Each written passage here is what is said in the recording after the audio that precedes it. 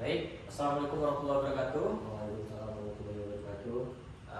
Sebelum kita mulai pembelajaran untuk hari ini, alangkah baiknya bagi kita untuk membaca doa dulu sebelum mulai pembelajaran. Baik anak-anak, silakan membaca doa sesuai dengan keyakinan masing-masing. Baik, kita mulai baca doa sudah. Baik, sebelum kita memulai untuk pembelajaran selanjutnya di hari ini, saya ingin bertanya dulu, apakah ada yang ingat sih dalam pembelajaran yang lalu? Sudah lupa Pak? Waduh, jadi yang lalu kita sudah mempelajari yaitu tentang desain grafis ya. Nah, dari desain grafis itu ada beberapa macam kemarin, yaitu desain grafis 2 dimensi dan desain grafis 3 dimensi. Nah, kemarin sudah kita mempelajari juga desain grafis 2 dimensi itu apa dan apa-apa aja yang ada unsur-unsur dalamnya. Nah, untuk kali ini kita akan mempelajari mengenai multimedia interaktif. Nah, multimedia interaktif sendiri merupakan beberapa media yang mana media tersebut dapat diinteraksi oleh pengguna. Yaitu diantaranya multimedia interaktif di sini yaitu terbagi menjadi 3 jenis. Yang pertama, multimedia interaktif berbasis web, kemudian ada multimedia interaktif berbasis aplikasi, Android dan desktop untuk yang ketiga. Kemudian untuk yang web sendiri, multimedia interaktif yang berbentuk web tersendiri, yaitu penggunanya dapat memanipulasi elemen-elemen yang ada di dalam web tersebut. Di antaranya kita dapat memanipulasi di gambar, audio, kemudian video animasi dan elemen interaktif lainnya.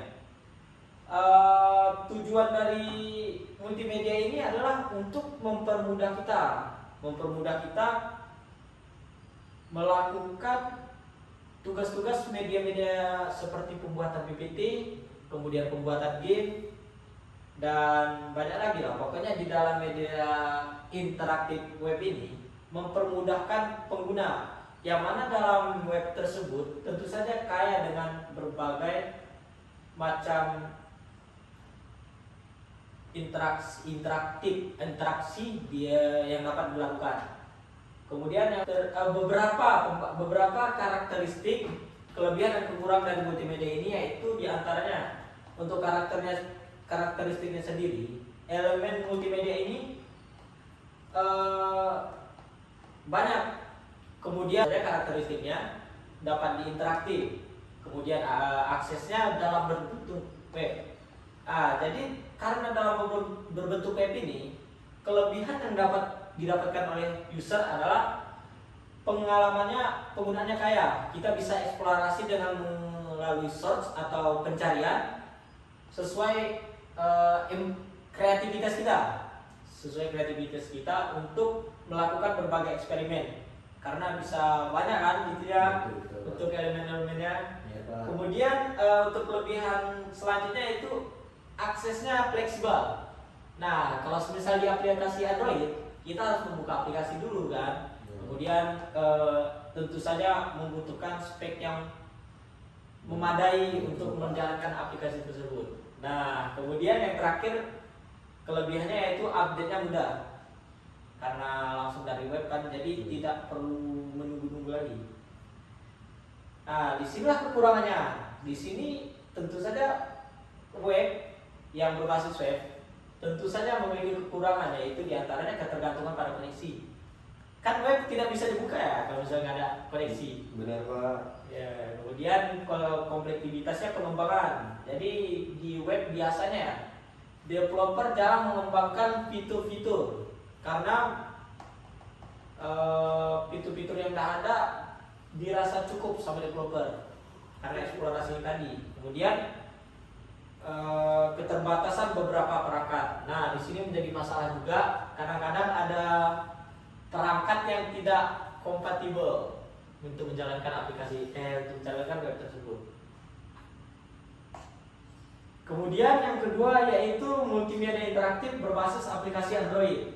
Nah, di sini multimedia ini merujuk pada penggunaan elemen multimedia dan elemen interaktif lainnya yang diintegrasikan ke dalam aplikasi. Nah, jadi dalam Android ini dia dibentuk dalam bentuk aplikasi.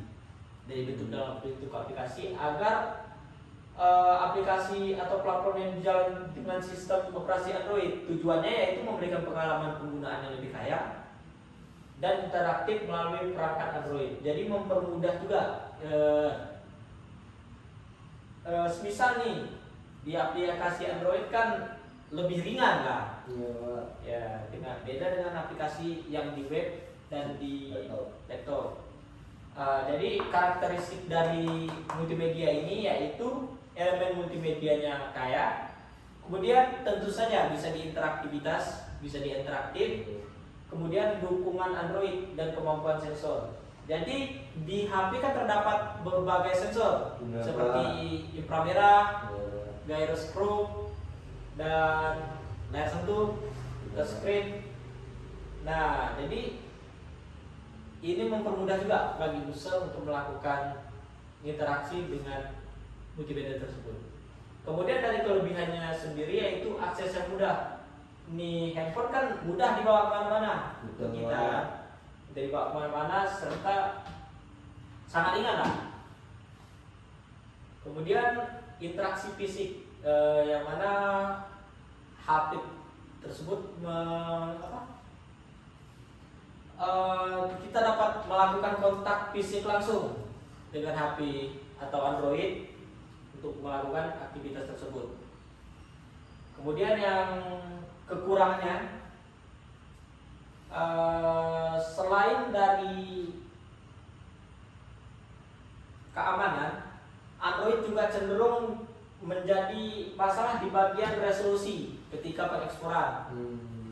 Makanya banyak orang yang tidak memilih Android karena resolusinya tidak bagus lah, kira-kira begitu.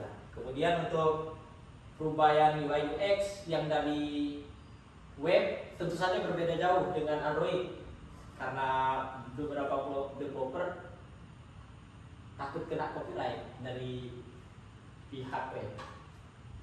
Nah, kemudian yang terakhir yaitu multimedia interaktif berbasis aplikasi desktop.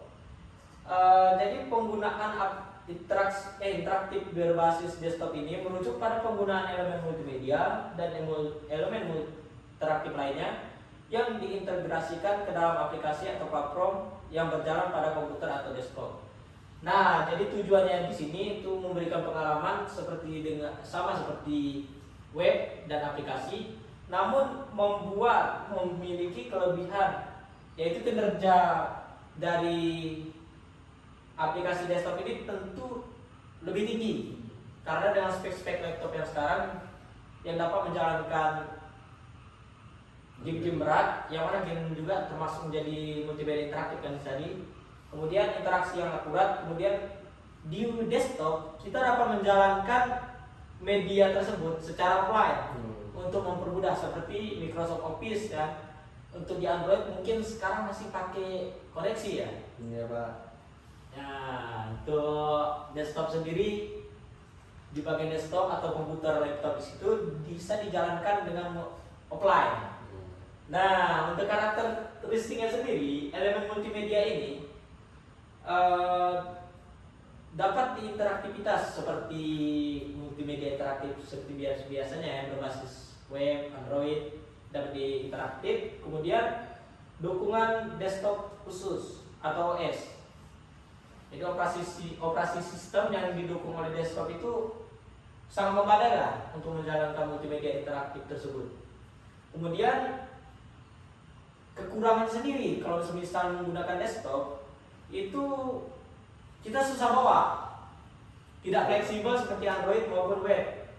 Jadi di bagian laptop kita benda sebesar ini mau angkat kan lelah juga. Nah, kemudian pembaruan aplikasinya manual, biasanya manual. Jadi harus diupdate sendiri, nggak ada update otomatis. Nah, kemudian berikut ini ada beberapa ciri-ciri multimedia interaktif, yaitu interaktif sendiri tentu memiliki GUI atau Graphical User Interface, yang mana di sini kayak tampilan sebuah aplikasi lah. Tampilan yang mana ada menu, beranda, utama, layout, pokoknya yang seperti BPT kan ada yang di atasnya itu. Iya Pak. Nah, itu itu Pak. iya, itu kan UI. Kemudian ada icon, button, Iya. sudah ada button untuk copy, paste, untuk share dan lain-lain. Kemudian ada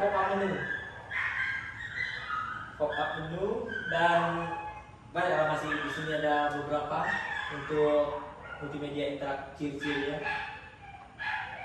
Nah, kemudian kita dari tadi membahas mengenai user interface. Nah, di user interface ini terkena yaitu perantara. Jadi mana user interface ini yaitu perantara untuk berinteraksi antara user dan sistem. Nah, UI ini kayak tampilan game, mungkin kan ada start, very difficult, kemudian level untuk profil juga, itu termasuk menjadi user interface. Oh. Nah, kemudian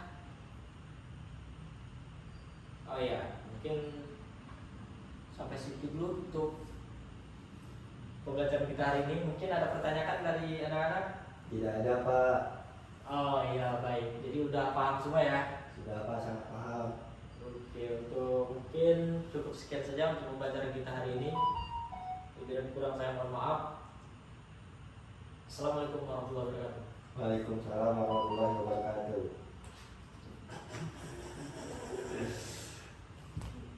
Hore! Gimana Mas Yudi semua baik? Ngedit. Makanan juga aku makan. Yuk makan bro. Udah beli makan yuk. Iya. Aduh ngedit ya.